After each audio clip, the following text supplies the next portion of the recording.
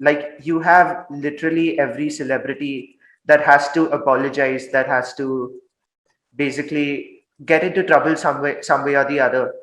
And in fact, it was theorized before that every celebrity would have their 15 seconds of fame.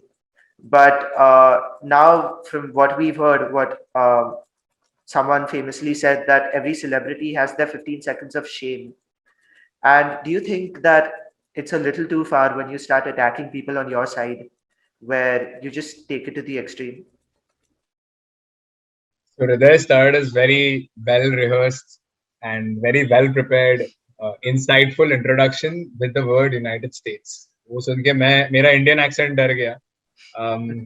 But no, I mean, yes, he is right over there. I mean, a lot of things that we do are somewhere inculcated into our culture because the West was doing it, right? As far as my views on attacking people goes, uh, I'm a very peaceful person. Okay, I used to be very so obviously when my friends would laugh at this.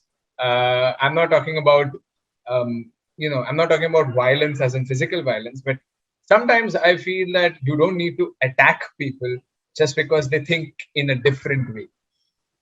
The beauty of human society is that everyone is entitled to their own opinions on the basis of how they have led their lives. I cannot judge someone for the way they speak or for the words they use. It's okay. That person might not appeal to you. For example, if there is someone who speaks like he's from the 90s, right? I personally speak like I'm from the 90s sometimes, using words which are now deemed politically incorrect. I have the choice to choose the people I talk to. I have the choice to listen to the people I want to listen to.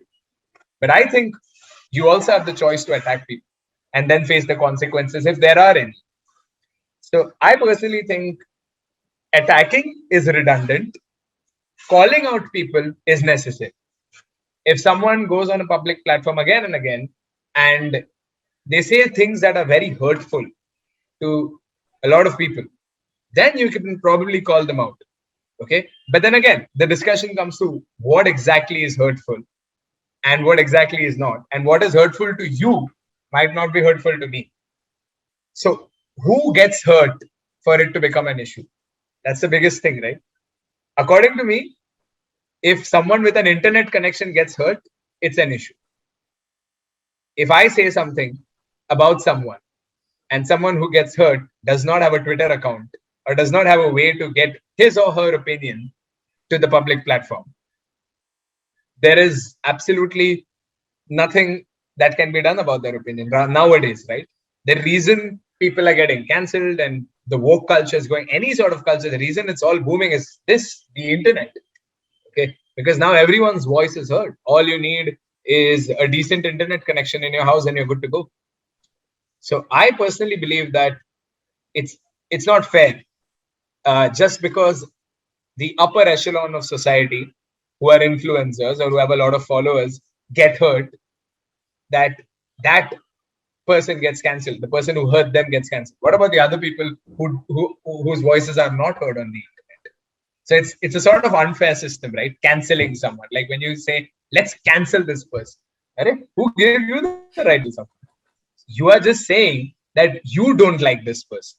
For example, if I'm watching TV and I watch a show and I just find the show very offensive in many ways. Okay. Now, I don't easily get offended. But being a South Indian, I hate South Indian stereotypes. I hate South Indian stereotypes, especially when they're done wrong. Okay. When, from Tarak Mehta, if you have a year, he's supposed to be Tamil, but he speaks in Telugu. I won't say cancel Tarak Mehta for being racist. I'll just say that मैं कल से नहीं देखूंगा ये show. I will stop watching. That is what you do. You don't need to go and, oh, I dislike this. Now everyone should dislike this. That is the wrong attitude.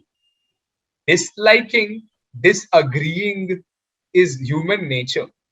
Spreading, widespread contempt and widespread antagonism against something, against someone's art, is it's a misuse of power, according to me. It's completely. There are places where they do work out.